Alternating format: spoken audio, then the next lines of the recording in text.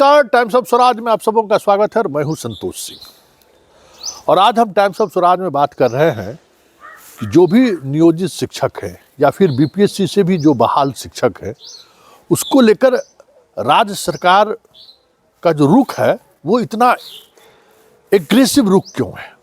हम खुद समझना चाहते थे कि आखिर इतना ऐसे लग रहा है कि जैसे रिवेंज, बदला ले रहे हो।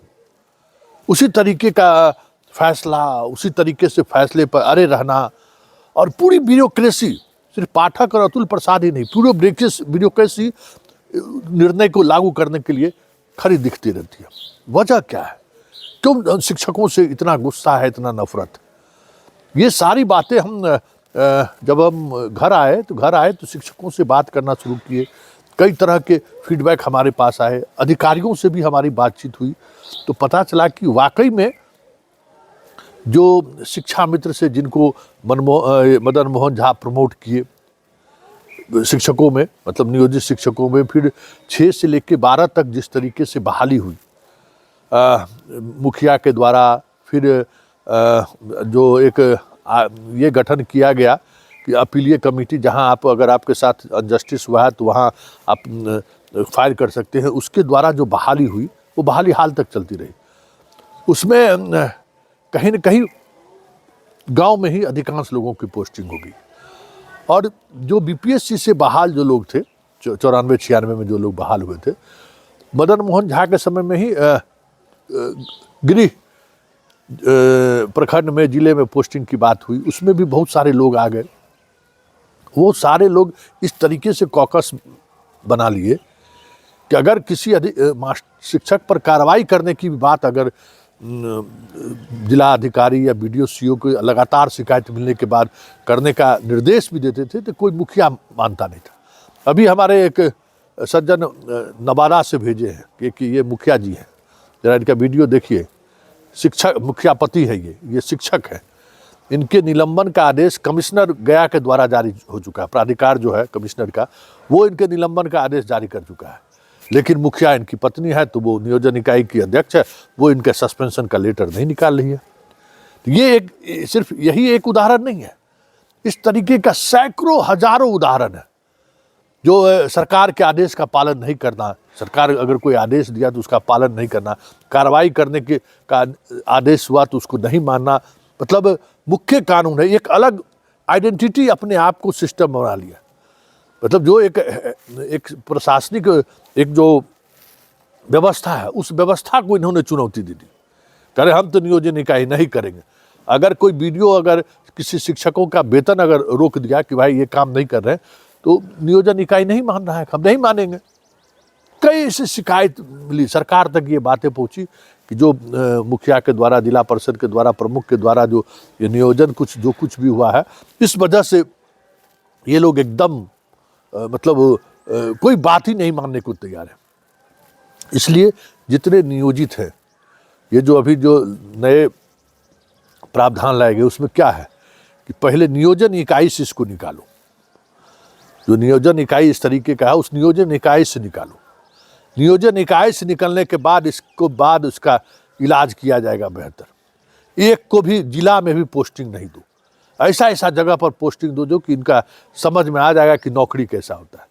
इस तरीके का सोच, उसकी वजह यही है। कोई मुख्यमंत्री नीतीश कुमार ही नहीं, पूरा प्रशासनिक महकमा इस बात को लेकर डिटरमाइंड है कि नहीं, ये जितने भी लोग हैं शिक्षा मित्र से बहाल या मुखिया के बहाल, या बाद के दिनों में तो जो टीईटी से जो बहाल हुए, वो कोपभाजन का शिकार वही बनेगा।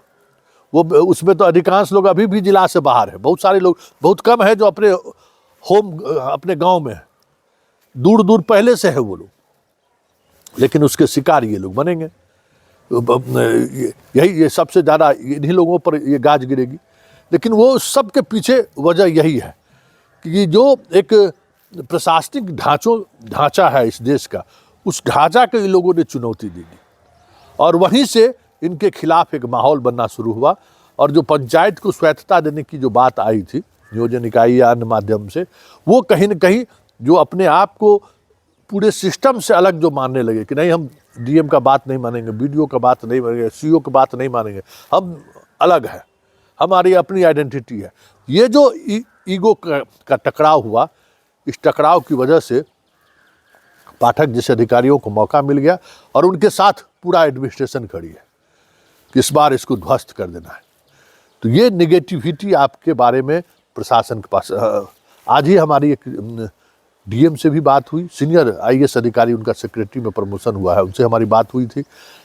एक शिक्षकगण भी पूरा लिख कर हमको भेजा कि कैसे दरभंगा के ये शिक्षकगण कि क्या समस्या क्या है, कि मदन मोहन झा ने क्या खड़ा किया और क्या स्थिति यहाँ आकर बन गई है। तो ये जो होम सिकनेस की बात करिए या जो पोस्टिंग की लड़ाई हम लोग लड़ रहे हैं कि इतनी दूर तक नहीं भेजे, वो भेज तो दिया। और वो अडिग इसलिए है कि पूरी व्यवस्था को उन लोगों ने करीब से देखा है कि किस तरीके से नियोजन इकाई ने गुंडागर्दी की है, नियम कानून कुछ नहीं माना। बताइए, नवादा का मुखिया पति है और इसका देखिए स्कूल में जाता है ये जांच करने के लिए, इसकी उतना रुतबा है। ऐसे ऐसे मुखिया पति को देखकर प्रशासन टारगेट लेता है क्या, और सस्पेंड करने के लिए कमिश्नर लिखे हुए है गया, लेकिन नहीं, इस पर कार्रवाई नहीं होती है। तो ये सारी बातें कोई एक हम उदाहरण के तौर पर दिए, ऐसे हजारों हजार शिक्षक हैं जो नियोजन इकाई के बुते आज भी गुंडागर्दी पर है। आज भी पाठक का बात वो नहीं मान रहे, पाठक को ये जानकारी है। और इसमें अधिकांश प्राथमिक विद्यालय के हैं, जो बेसिक चीज़ है, जहाँ से पढ़कर बच्चे निकलेंगे, आधार मजबूत होगा, तभी आगे वो जा सकते हैं। तो ये सारे ऐसे ही लोग हैं जिनकी वजह से पाठक भी असहज है और पाठक ने मन बना लिया है कि ऐसे लोगों को इतनी दूर भेजना है, या तो नौकरी छोड़ दे या फिर उनको काला पानी की हम सजा दे दे। इस तरीके की सोच, और उसमें शिक्षा विभाग के अधिकारी भी शामिल है। ऐसा नहीं है कि शिक्षा विभाग के अधिकारी आपसे खुश है, शिक्षा विभाग के अधिकारी भी कहीं न कहीं इस जो बदले की कार्रवाई है उस कार्रवाई में शामिल है। इसलिए आने वाले दिनों में बहुत मुश्किल है आपके साथ खड़े रहना भी, क्योंकि जो चीज़ें सामने आ रही है वो सहज नहीं है। आप लोगों ने भी कम गुंडागर्दी नहीं की, जिसको हम मास्टरवा कहते थे। हम यही खोजते थे कि ये जो इमेज हमारे अंदर में बना है मास्टरवा को लेकर, ये, लेकिन जो हमारे पास फ़ोन कॉल करते हैं वो तो बड़ा शिष्ट आदमी, वो तो पढ़ने पढ़ाने वाले हैं। हम मास्टरवा को खोज रहे थे कि कौन ये मास्टरवा है जिसके बारे में एडमिनिस्ट्रेशन से, स्थानीय पत्रकार से हमें फीडबैक मिलता रहता था कि बहुत गुंडागर्दी करता है, कभी स्कूल नहीं जाता है, कभी समय पर नहीं जाता। वो अभी भी नहीं जा रहा है। तब आज हमें स्पष्ट हुआ कि अच्छा, ये लोग मास्टरवा सब है। तो अब बहुत मुश्किल है, देखिए आगे आगे होता है क्या। लेकिन इतना तय है कि पाठक आए या कोई दूसरा आईएएस अधिकारी है, आप पर रहम तो होता हुआ हमें नहीं दिख रहा है।